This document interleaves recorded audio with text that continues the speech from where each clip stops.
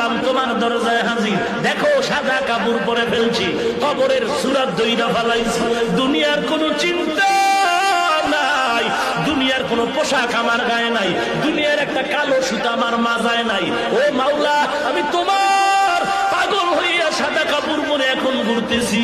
আল্লাহ ডাক দিয়া কয়, একবার তুই সফায় দৌড়া, আর একবার মারওয়ায় দৌড়াবি, আবার আমার অর্ডারে বান্দা মিনা মুজদালিফায় যাবি, আরাফার ময়দানে যাবি। তুই যদি যুক্তি দিয়া কও কাবার ঘরে নামাজ পড়লে 1 রাকাতে 1 লক্ষ, কিন্তু মিনায় গেলে মিনায় ময়দানে নামাজ পড়লে 1 রাকাতে 2 রাকাতের সওয়াব নাই, আরাফার ময়দানে 1 রাকাত নামাজ পড়লে 2 রাকাত নামাজের সওয়াব নাই, তাহলে ওখানে বইরা লাভ কি? আমি মক্কায় বয়া বয়া আল্লাহর সাথে লাইন লাগাই।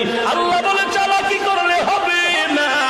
ওরে বান্দা, তোর যুক্তি দিয়ে ইবাদত হবে না, ঈদ হবে না। আমি মাওলার গোলাম, আর আদেশ মানার দ্বারাই হবে ইবাদত।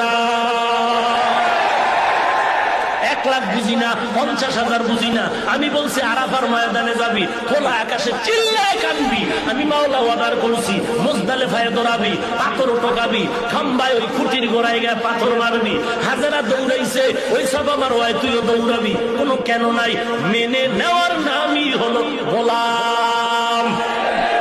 যুক্তিটি বুঝে আসে না, মিলাদুন নবী ঈদ করবো না কেন? যুক্তি টুক্তি চলবে না। মুসলিম শরীফ বলে নবী মিলাদুন নবীতে রেখেছেন রোজা। ওমর বলে মুসলমানের ঈদ হবে আল্লাহর সিদ্ধান্তে, নবীর পরামর্শে, বিবেক দিয়া হবে না। কথা বুঝলেননি? এবং ঈদের পেছনে থাকবে ইবাদত। কি থাকবে?